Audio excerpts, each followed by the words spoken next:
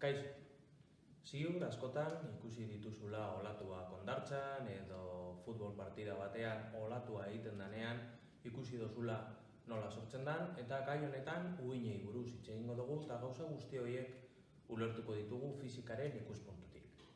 Hasteko, gogoratu behar dugu higidura harmoniko sinplea zer zan. Gogoratu, higidura harmoniko sinplea badela gorputz edo puntu bakar baten higidura, oreka puntu baten inguruan, maximo eta minimo baten inguruan. Puntu bakar batena. Uhin baten kasuan ez dago materia garraiorik. Uhinek egiten dutena da energia garraiatu. Hortaz, puntu batetik bestera energia pasa egiten da. Nik baldin baditut hainbat puntu higidura harmoniko simple bat egiten, higidura harmoniko simple hoien arabera lortu dezaket uhin bat. Lortu dezaket hemen fokuan sortutako perturbazioa ardatz horretatik bidaiatzea. Orduan foku bat behar dugu eta perturbazio bat. Kasu honetan, uhin mekanikoen kasuan adibidez, perturbazio bat egon behar da. Ingurunea perturbatu behar da eta foku horretan ematen dugun energia garraiatu egingo da. Garraio horretan X eta T ditugu. Oraingo ekuazio matematikoan posizioa eta denbora aurkiko dugu.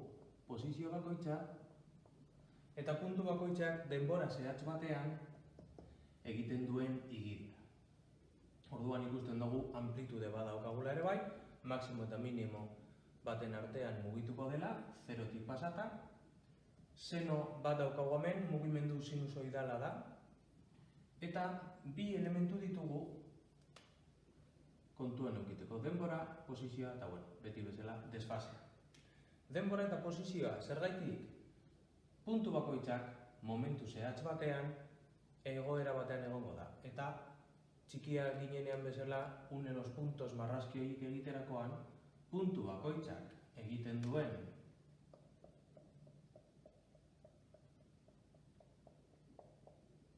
argazki bat aterako bagenu, denbora zehatz batean, puntu bakoitza, zein elongaziotan dagoen, orain elongazioa posizio eta denboraren araberakoa izango da, argazki bat aterata, denbora zehatz batean, puntu zehatz batek daukan posizioa ikusita, lortu dezakegu sinusoide bat. Lortu dezakegu higidura, uhin higidura bat, lortu dezakegu higidura harmoniko simple askoren batuketa. Orduan, ezaguna zaigu ja hemen dauden zenbait kontzeptu, ezagunak zaizkigu, amplitudea, maximo eta minimoa, sinusoide bat, bere itxuragaitik, maiztasuna, denbora, posizioa eta desfasea. Maiztasuna baita, gogoratzen badozue, bada bipi izatite, eta orain berria dugun kontzeptu bat bada uhin zenbakia, uhin luzeera eta uhinaren erapen abiadura, hiru ideia horiek argi eduki behar ditugu. Uhin luzera izango da vibrazio egoera berdinean dauden uhinaren bi punturen arteko distantzia.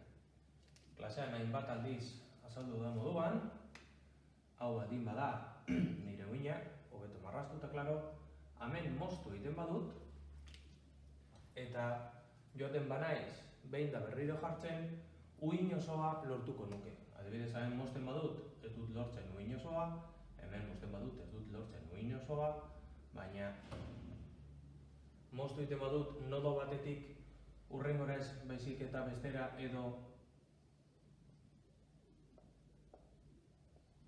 hor goitik beste hurrengo vibrazio egoera berdinean dagoen puntura moztu egiten badut hemen, uhina sortu dezaket berriro, bale? Orduan, uhin luzeera, vibrazio egoera berdinean dauden bi uhinaren punturen arteko distantzia minimoa. Hemen egon daiteke vibrazio puntu berean dagoen beste puntu bat, baina esan izango distantzia minimoa. Edapen abiadura, uhinak denbora unitateko egiten duen distantzia. Horretarako uhin luzeera esati ziklo bat egiteko behar duen denbora, periodoa.